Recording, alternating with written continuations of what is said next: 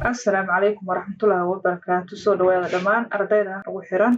Maanta waxaan rabaa inaan ka jawaabo codsi in badan ardaydu ay iga soo codsadeen, kaas oo ahaa in aan soo duubo casharo ku saabsan maadada anatomiga.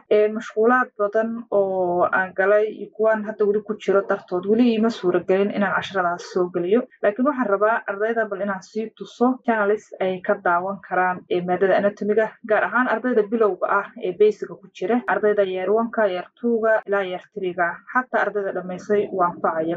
Channelkaasi dhakhaatiirta juniorka way daawan karaan, laakiin markaas oo kale ama qofku markuu anatomiga dhameeyo oo uu jaamacadda ka baxo wuxuu u baahan yahay in uu sii kordhiyo cilmigiisii, isla markaana channel si detail u sharaxaya uu ka barto buugaag badan uu akhriyo, wax badan uu raadiyo.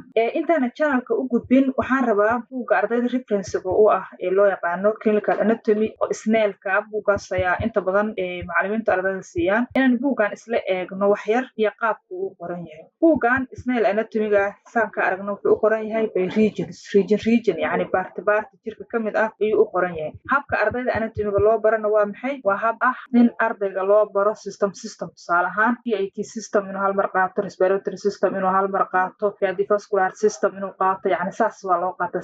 System ayaa jaamacadaha lagu qaataa. Buuggan wuxuu u qoran yahay hab regional ayuu u qoran yahay. Haddaba waxaan rabnaa ardaygii inay labadaas isu waafaqaan, isla markaasna uu fahmo basic anatomy-gii uu fahmo. Si ardaygu marka uu u fahmo clinical anatomy by region buu u qoran yahay. Edition-kiisa waa edition 9.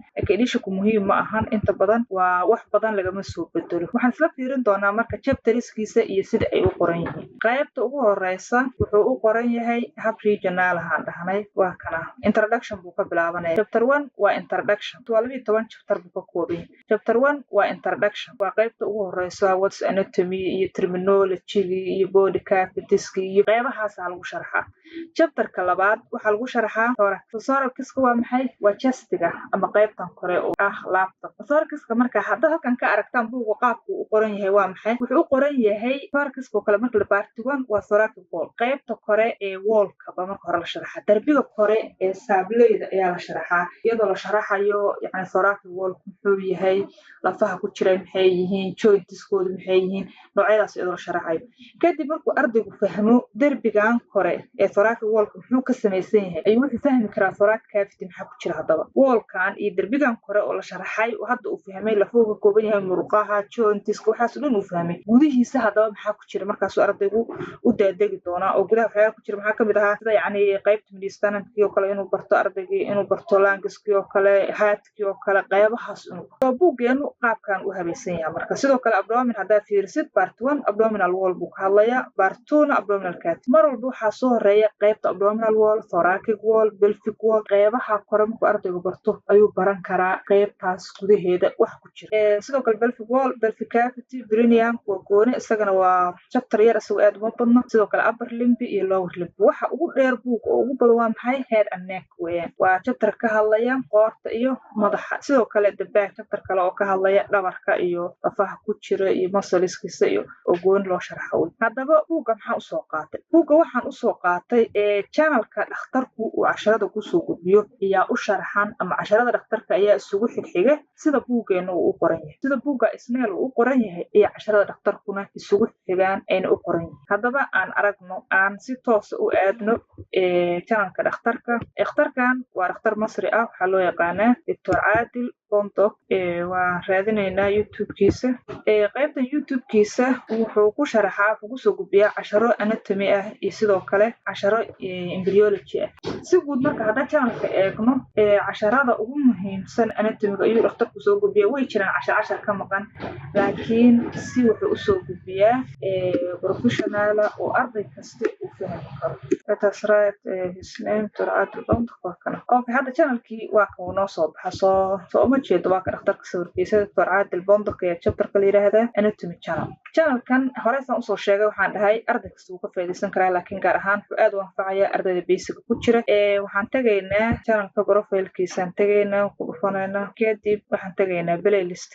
playlistiga markaa tagtid waxaa arkaysaa dhammaan casharada uu dhakhtarku sharaxay. Marka chapter hadda waxaa ku jira channelka casharo anatomy ah oo basic ah iyo casharo embryology ah ayaa ku jira. Laakiin anatomigu wuu dhammaystiray, wax yar baa ka dhiman. Marka si fiican u sii daba gashid, wax yar baa ka dhiman. Haddaan tusaale ka bixiyo, tusaale ahaan chapterkan oo kale head and neck oo kale waa qaybta neurotube iyadana waa qayb CNS-ki ah ama nervous system-ki ah, skeleton-ka ama qaybta saartu waa thorax-ki isagoo isugu jira thoracic wall iyo thoracic cavity. Qaybtan digestive system-ka ay ku qoranta channel anatomy-ga ah. Qaybtan kale waa maxay? Waa abdominal wall iyo abdominal cavity. Sidoo kale upper limb waa kana pelvis-ki iyo perineum-ki isku jira waa kan lower limb-gi, osteology oo lafiyo kaliya, special senses-ki.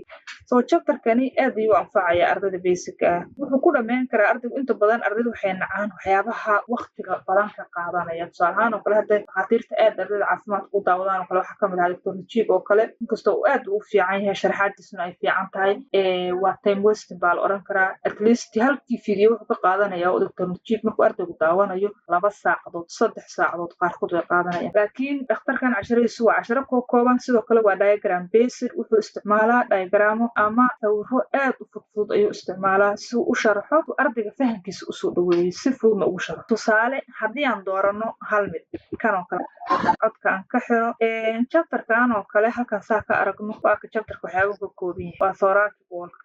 So uma jeedaan wuxuu sharaxi doonaa cashar koowaad skeleton-ka, lafaha ku jira thorax chest-ga, yani lafahan maxay yihiin waa ujeedaan soo maahan? Waa lafihii feeraha ama ribiskii sternum-kii oo qaybaheeda uu sharaxi doono, ribiska uu kala qaadi doono.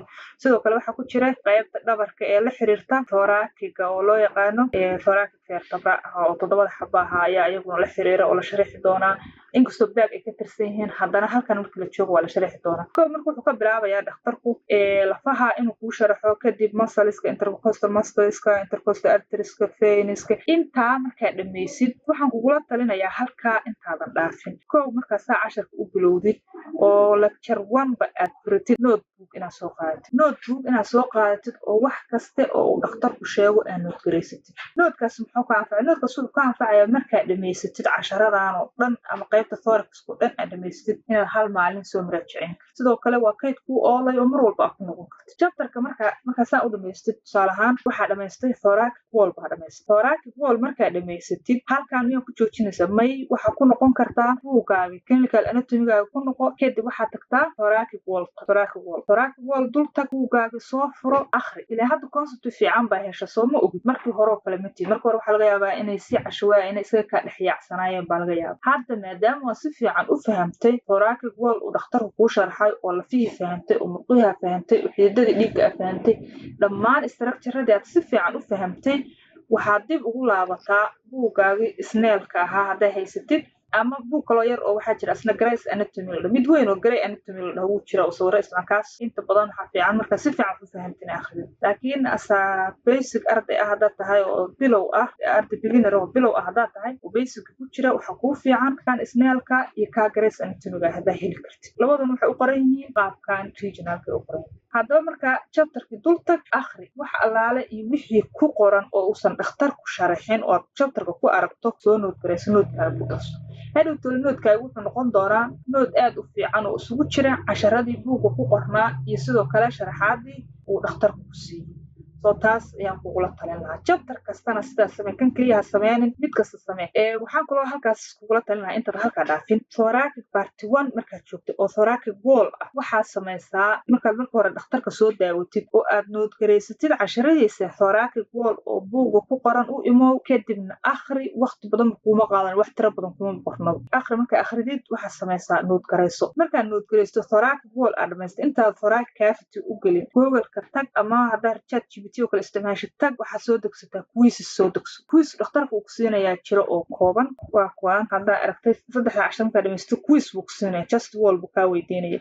Waa intaad respiratory system-ka u gudbin qaybtii cavity-ga intaad u gudbin. Quiz-kan dhakhtarka oo kale wax badan ma aha, kaliya conceptiga uu kuu sharxay ayaad ka shaqayn doontaa. Laakiin Google-ka oo kala tag waxaa soo degsataa thoracic wall lectures ku saabsan oo MCQs ama hadday doonaan long quiz ha ahaadeen long question su'aalo raadi imtixaanaad laga sameeyey thoracic wall raadi isku imtixaan ha fiirsanin noodkaaga ha ku noqon noodka akhri wixii concept oo maskaxdaada ku jira isku day in aad ka jawaabtid. Haddii aad sidaas samaysid aad dhakhtarka casharkiisa daawatid buuggana aad ka akhridid chapterkii Google inta tagtidna imtixaanaadka laga diyaariyey thoracic wall aad ka shaqaysid waxaad heli doontaa faham ka fiican fahamkii markii hore. Waxaa laga yaabaa wax badan oo aadan jaamacaddii ka fahmin in aad ka fahamtid dhakhtarka casharkiisa balaas buugga balaas examka inaad ka fahamtid insha allah biidni raxmaan sidaas ayaan kugula talin lahaa. Okay, intaas haddaan ka gudbo qaybtaas marka waa qaybtaas sidaas isugu xiga waa ka halkan saana casharadu u socdaan markaad dhamaysto quizka maalintaa ka baxdid chest wall baa halkaa kugu dhamaaday hal lecture oo respiratory systemka iyo qabahaas hadaamasa kadibna waa halkan saa ujeedid qaybta bulwaraha iyo chest cavity ba ka galaysaa lankiska la sharaxaya haadka mediastinumki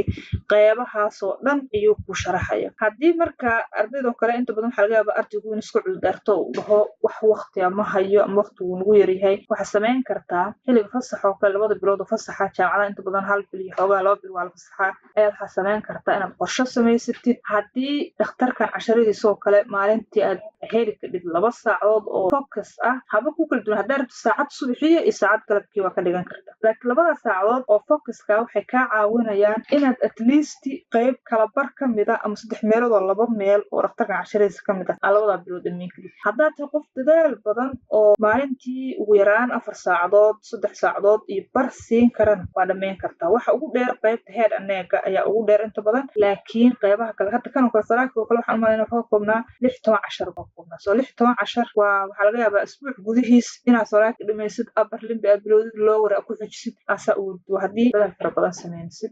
Intaas ayaan nii soo gudbin lahaa waad mahadsantihiin.